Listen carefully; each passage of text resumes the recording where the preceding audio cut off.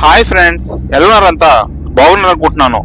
మరి నేను విశాఖపట్నం నుంచి చిత్రకూట వాటర్ ఫాల్ కి వెళ్ళాను.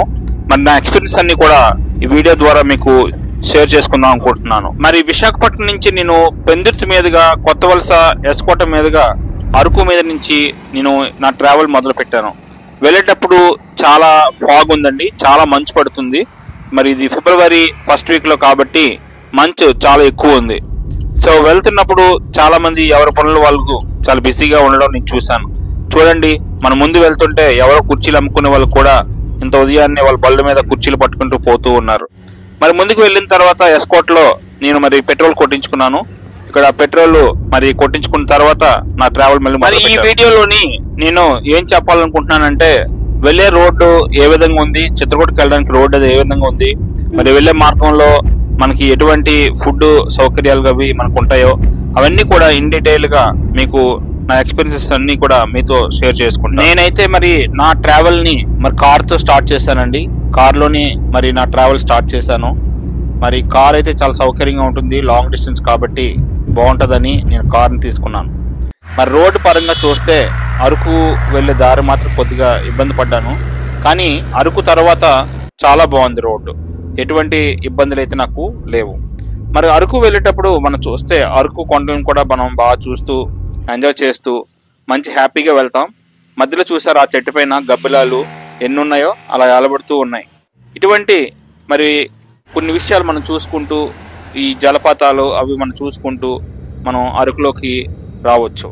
విశాఖపట్నంలోని పెందుర్తి దగ్గరలో నేను ఉదయం 7 గంటలకి నేను ట్రావెల్ స్టార్ట్ చేస్తే మరి అరకు వచ్చిన తర్వాత మరి నేను అక్కడ టిఫిన్ చేయడం అనేది, మరి ఇప్పుడు అరకులో కూడా పర్వాలేదండి, టిఫిన్స్ అవి బాగానే దొరుకుతున్నాయి. మనం కొండ కింద ఏ విధంగా అయితే టిఫిన్స్ ఎంజాయ్ చేస్తున్నామో అటువంటి టిఫిన్స్ ఆల్మోస్ట్ మనకి కొండపైన కూడా దొరుకుతున్నాయి.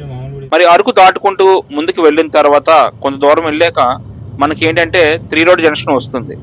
ఈ 3 రోడ్ జంక్షన్ వచ్చినప్పుడు రైట్ తీసుకుంటే మనం డైరెక్ట్ గా కోరాపుట్టు వెళ్ళే దారిలో ముందుకు వెళ్ళిపోతూ ఉంటాం. మరి వైజాగ్ నుంచి అరకు వరకు రావడం ఒక ఎక్స్పీరియన్స్ అయితే, మరి అరకు నుంచి మరి కోరాపుట్టు వెళ్లే దారిలో జైపూర్ అంతవరకు కూడా అదొక డిఫరెంట్ ఎక్స్పీరియన్స్. ఎందుకంటే మనం ముందుకు వెళ్లే కొలది చాలా చాలా మరి డిఫరెన్సెస్ చూస్తాం. ఏంటంటే మనం అరకు దాటి ఒడిస్సాలోకి ఎంటర్ అయిపోతూ ఉంటాం. మనం మరి ముందుకు వెళ్లే కొలది కూడా ఎంత డెవలప్మెంట్స్ ఈ కొండపైన జరుగుతున్నాయో మనం చూడొచ్చు. ఇంత ముందులాగా లేదండి, ఇదంతా కూడా చాలా డెవలప్ అవుతుంది. ఈ అరకు పైనరీ కూడా మనం వెళ్ళే దారిలో కనిపిస్తూ ఉంటుంది. అక్కడి నుంచి ఇంకా కొద్ది ముందుకు వెళ్ళిన తర్వాత మనం ఒడిస్సాలోకి ఎంటర్ అయిపోతాం. అక్కడ పెద్ద బోర్డు ఉంటుంది మనకి, వెల్కమ్ టు ఒడిస్సా అని చెప్పి. మరి ఈ బోర్డు దాటుకుని మనం ముందుకు వెళ్ళిన తర్వాత ఇప్పుడు చూడండి, అరకు నుంచి మనం ఒడిస్సాలోకి ఎంటర్ అయిపోయాం. నేను వెళ్తున్నప్పుడు చూసిందంటే చాలా వరకు మరి ఈ పశువులు పంచుకునే వాళ్ళు ఎవరైనా సరే ఎక్కువ శాతం గొర్రెలు, మేకలు, ఆవులు అన్ని కలిపి గ్రూప్ గా మరి వాటిని పెంచడం నేను గమనించాను. తర్వాత వెళ్ళేటప్పుడు మనకి రిజర్వాయర్స్ కూడా కనిపిస్తాయండి మార్గం మధ్యలోని, అవి కూడా మనం చూసి ఎంజాయ్ చేయొచ్చు. కానీ ఇక్కడ ఆగడానికి టైం సరిపోదు, ఎందుకంటే చాలా దూర ప్రయాణం చేయాలి కాబట్టి మేము ఎక్కడ కూడా ఇంకా ఆగలేదండి. స్ట్రైట్ గా వెళ్ళిపోయాం. ఇవన్నీ చూసుకుంటూ అలాగా విండో షాపింగ్ లాగా విండోస్ నుంచి చూసుకుంటూ వీటన్నిటిని కూడా మరి వెళ్ళిపోయాం ముందుకి, ఎందుకంటే టైం సరిపోదని చెప్పి మేము వెళ్ళిపోయాం. ఈ చిత్రకూట వాటర్ ఫాల్ మరి వెళ్ళడానికి చాలా టైం పడుతుంది కాబట్టి ఎక్కడ మేము హాల్ట్ తీసుకోలేదు. మరి వెళ్తున్న దారిలో నేను గమనించింది ఏంటంటే, ఒడిస్సా మరి బ్యాక్వర్డ్ స్టేట్ అని అంటారు కానీ చాలా ఫాస్ట్ గా గ్రో అవుతున్నట్టు నేను గమనించాను. ఒడిస్సా చూడండి, ఇది ఒక జంక్షన్. చూడండి ఎంత బాగా ఇల్లు కట్టుకున్నారో. ఇదంతా కూడా మరి ఏజెన్సీ లాగా మనం చూస్తాం, కానీ చూడండి ఎంత బాగా ఇల్లు కట్టుకున్నారో. చాలా డెవలప్ అవుతుందండి ఒడిస్సా కూడా. మరి ఈ ట్రైబల్ కమ్యూనిటీస్ కూడా చాలా ఎంపవర్మెంట్ జరుగుతుంది, చాలా బాగా డెవలప్ అవుతున్నారు వాళ్ళు కూడా. కానీ రోడ్ చూడండి ఎంత చక్కగా ఉందో. ఇది చాలా మంచిగా మరి డ్రైవింగ్ ఎక్కడ కూడా మనకు అలచటది రాదండి, చేసేటప్పుడు మంచిగా వెళ్ళిపోతాం. ఇంకా వెళ్ళిన తర్వాత నెక్స్ట్ ఇది ఇంకొక ఊరు వచ్చింది. ఇక్కడ నేను చూస్తే ఇక్కడ కూడా చాలా చూడండి బజార్లు అవి రకరకాల కూరగాయలు పండించుకొని అందరూ కూడా తెచ్చుకొని నీటికి బజార్లో అమ్ముకొని వాళ్ళు ఎంతగానో అభివృద్ధి చెందడం నేను ఈ యొక్క వేలో నేను గమనించాను. సో ఒడిస్సాని ఇప్పుడు ఇంతమంది లాగా మరి నాకు తెలిసి తక్కువ అంచనా ఇవ్వాల్సిన అవసరం లేదండి. చాలా ఫాస్ట్ గ్రో అవుతున్న స్టేట్, చాలా బాగా ఫాస్ట్ గా డెవలప్ అవుతుందని నాకు అనిపించింది. ఎందుకంటే చూడండి ఇదంతా కూడా మరి ఆ పైన ఉన్న ట్రైబల్ కమ్యూనిటీ పీపుల్ ఎక్కువ శాతం. కానీ వాళ్ళందరూ కూడా చూడండి ఎంత కష్టపడి ఎంతగా మంచిగా వ్యవసాయం అది చేసుకుంటూ వాళ్ళు కూడా బాగా చదువుకుంటూ, చాలా మంది పిల్లలు చదువుకుంటున్న పిల్లలు నేను ఎక్కువ గమనించాను పైన. మరి ఈ విధంగా వాళ్ళు ఎంతగానో ఎంపవర్ అవ్వడం నేను నా యొక్క జర్నీలో నేను అబ్జర్వ్ చేశాను. మరి ఈ ఫిబ్రవరి మంత్ లో కూడా వాళ్ళు చూడండి వరి పంట వేస్తున్నారు. తర్వాత దారి పొడవునా మనం ఎక్కడ గమనించినా సరే పనస చెట్లు ఉంటాయండి, దారి పక్కనే ఉంటాయి.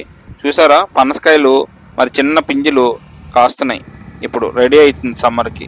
మరి ఇంకా ముందుకు వెళ్ళే కొలది మనం చూస్తే ఒక చిన్న కాలువ ఉంటుంది, దానిపైన చిన్న బ్రిడ్జ్ ఉంటుంది, వే బ్రిడ్జ్ ఉంటుంది. అయితే నేను అక్కడ గమనించింది ఏంటంటే, ఈ వీడియో ఎందుకు తీసానంటే ఆ కాలువ పక్కన చిన్న ప్లేసెస్లో వాళ్ళు పంటలు పండించుకుంటున్నారు. అక్కడి నుంచి కొద్ది పైకి చూస్తే అంత కూడా కొండే. మళ్ళీ ఇది నాకు చూసినప్పుడు ఒక మనిషి మరి ఏ విధంగా తన యొక్క నాగరికతను డెవలప్ చేసుకున్నాడో దీని ద్వారా మనం తెలుసుకోవచ్చు. ఎందుకంటే అక్కడ చూసారా ఎప్పుడైతే వాటర్ ఫ్లో తగ్గిందో ఆ మట్టి మీద వచ్చి వాళ్ళు నీట్గా మంచిగా వ్యవసాయం చేసుకొని ఆ ప్రొడక్ట్స్ని తెచ్చి మార్కెట్లో అమ్మడం నేను చూశాను. దాంతోపాటు ఇక్కడ చూసారా ఒక అమ్మాయి తీసుకొని వచ్చి బుట్టతో తీసుకొచ్చి ఈ యొక్క వేలో వెళ్ళిపోతున్న వాళ్ళకి మరి ఈ యొక్క మార్కెటింగ్ చేసుకుంటూ అమ్ముకుంటుంది. ఈ విధంగా మరి ఇక్కడ ఉన్న కమ్యూనిటీ చాలా ఎంపవర్ అయిందండి. చాలా అడ్వాన్స్మెంట్స్ నేను చూశాను. మరి సిటీస్లో ఏ విధంగా అయితే ఉన్నారో పైన కూడా అంతే తెలివిగా వాళ్ళు ఉండడం గమనించాను. మనం ఈ పైన వెళ్తున్నప్పుడు ఈ దారిలోని ఇలా ఎల్లో ఫ్లవర్స్ ఎక్కువ కనిపిస్తాయి. ఇవి ఏంటి అనుకుంటున్నారు? ఆవాల చెట్లు. చూడండి ఎంత బాగుందో, చాలా అందంగా ఉందండి. ఈ విధంగా ఈ యొక్క కొండపైన మంచి మంచి పొలాలు మనం చూసుకుంటూ మనం towards Chhattisgarh Chitrakoot water fall కి మనం చూడడానికి మనం హ్యాపీగా వెళ్ళిపోవచ్చు. ఆన్ ది వే టు మేము జైపూర్ వెళ్తున్నాం. ఎందుకంటే కోరాపుట్ డైవర్స్ ని తీసుకోకూడదు, కోరాపుట్ సైడ్ వెళ్ళవసరం లేదు. సో డైరెక్ట్ గా జైపూర్ కి మరి ఈ యొక్క వే నుంచి మనం స్ట్రైట్ గా వెళ్ళిపోవడమే. సో అక్కడ ఆగిన తర్వాత మేము ఏం చేసామంటే ఇంకా ముందుకి మేము అలా పోతూనే ఉన్నాం. ఈ వే కూడా చాలా బాగుంది, డ్రైవింగ్ కి ఎక్కడ కూడా ఇబ్బంది పెట్టలేదు మమ్మల్ని. రోడ్స్ అన్ని కూడా చాలా బాగున్నాయి. మీరు ఒకవేళ వెళ్ళినట్టయితే రోడ్స్ పరంగా మీరు ఏమి ఆలోచించవసరం లేదు. వన్స్ మీరు అరకు దాటారంటే మంచి ఫాస్ట్ గా మరి కొట్టుకుంటూ వెళ్ళిపోతాం. మనకి ఎక్కడ కూడా ఇబ్బంది కలగకుండా ఉంటుంది. మనకి ఆన్ ది వేలో చూస్తే ఏంటంటే పెట్రోల్ బంక్లు అవి కూడా ఉంటాయండి. మరి జైపూర్ వెళ్లే దారిలో మనకు పెట్రోల్ బంక్స్ అవి కూడా కనిపిస్తాయి.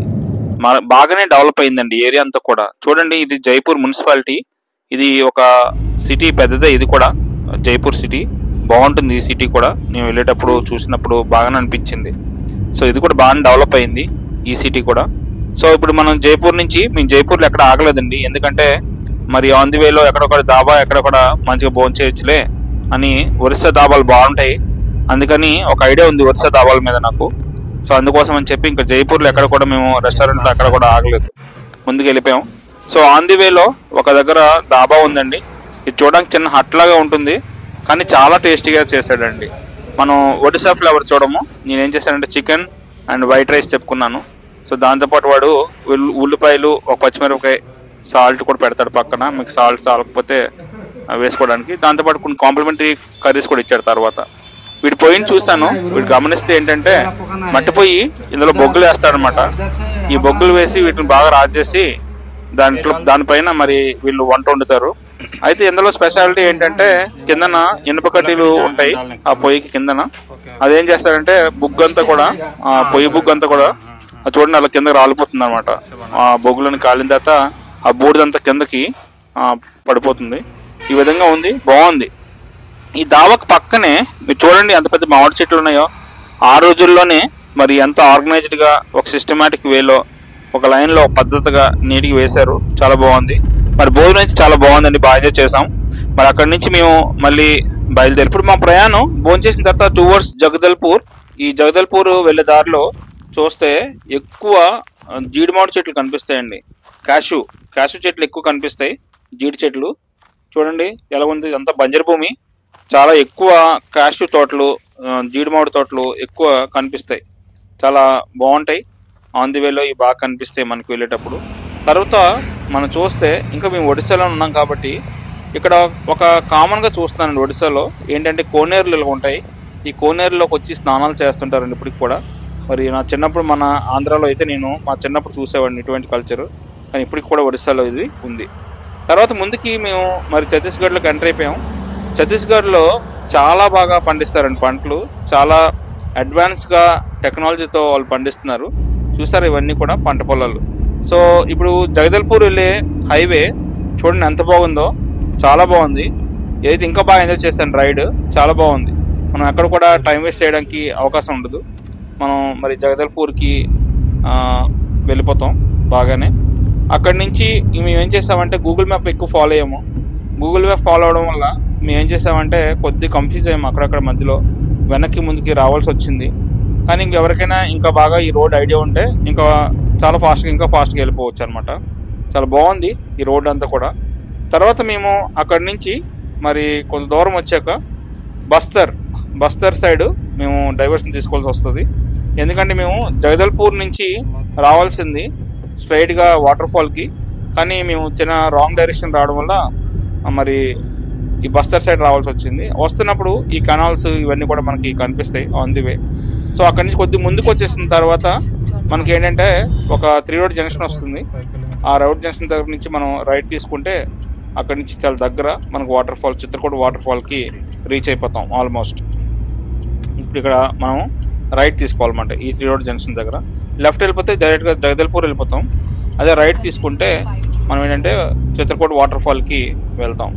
మరి ఈ కార్కి అయితే పార్కింగ్ 50 రూపీస్ తీసుకుంటారండి. కార్ పార్కింగ్ ఏరియా ముందేమో అనుకుని మేము అలా ముందుకు వెళ్ళిపోయాం ఫస్ట్. కానీ అది ఈ రోడ్ ఎక్కడ తీసుకెళ్తారంటే డైరెక్ట్గా మనల్ని వాటర్ ఫాల్ ఉన్న ఏరియాకి డైరెక్ట్గా తీసుకెళ్ళిపోతుంది.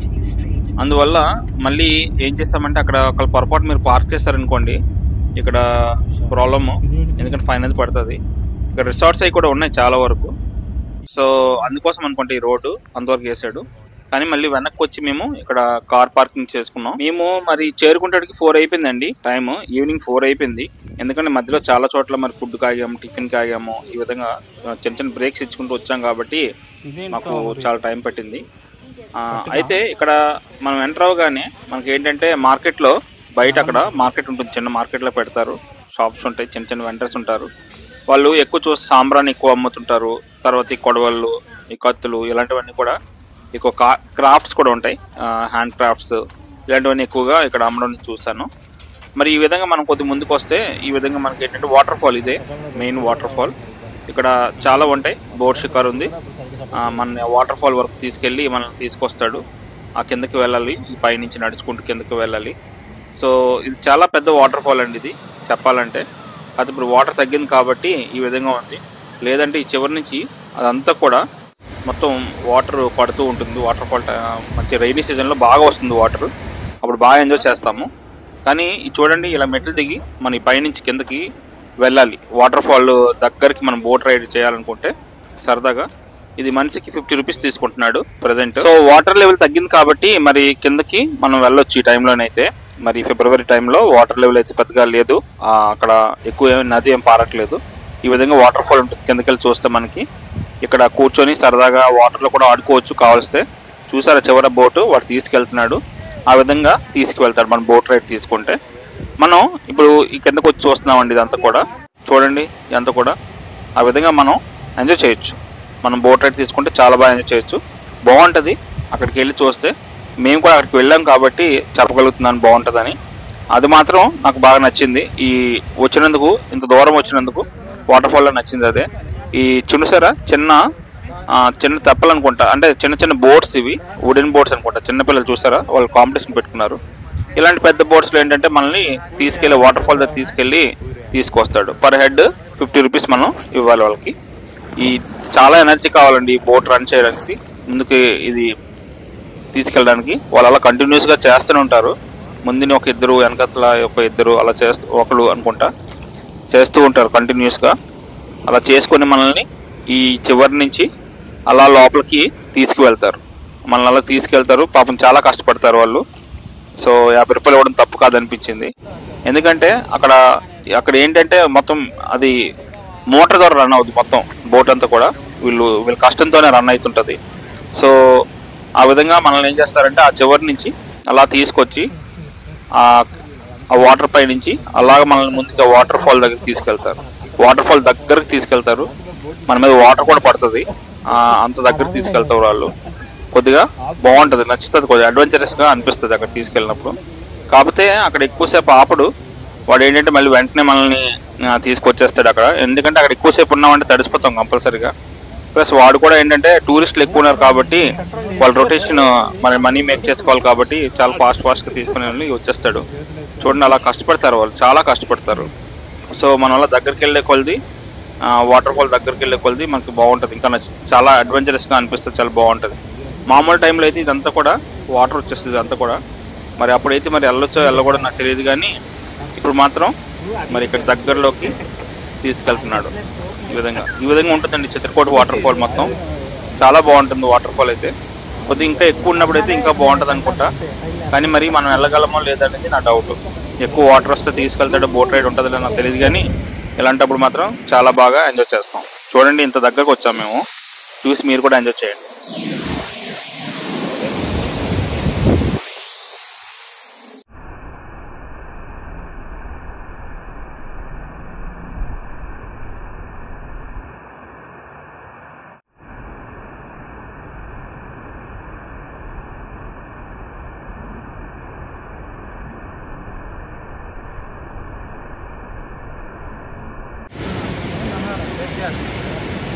మరి కిందన మనం వాటర్ ఫాల్ చూడడం అయిపోయిందండి. ఇంక మళ్ళీ మెట్లెక్కేసి మళ్ళీ యథావిధిగా మనం మళ్ళీ వచ్చేయాలి పైకి. ఈ వాటర్ ఫాల్ 95 feet హైట్ ఉంటుందండి. అదేవిధంగా 980 feet విడ్త్ ఉంటుంది, చాలా పెద్దది. సో ఇందాక అనుకున్నట్టు ఇక్కడ చుట్లపైన చూస్తే పక్షుల్లా కనిపిస్తున్నాయి కదా, ఇవన్నీ బ్యాట్స్ అండి, గబ్బిలాలు. చూడండి నిన్నున్నాయి ఇక్కడ కూడా గబ్బిలాలు. ఇక్కడతో డే 1 టూర్ అయిపోయిందండి. మరి ఏంటంటే ఇక్కడ నుంచి మళ్ళీ నేను తిరిగి మళ్ళీ దియోమల్లికి ప్రయాణిస్తున్నాను, ట్రావెల్ చేస్తున్నాను. ఇలానే సపోర్ట్ చేస్తుండండి. ఇంకన్నా మంచి వీడియోస్ మేము ముందుకు వస్తుంటాను. డే 2 వీడియోలో మళ్ళీ కలుద్దాం. Thank you.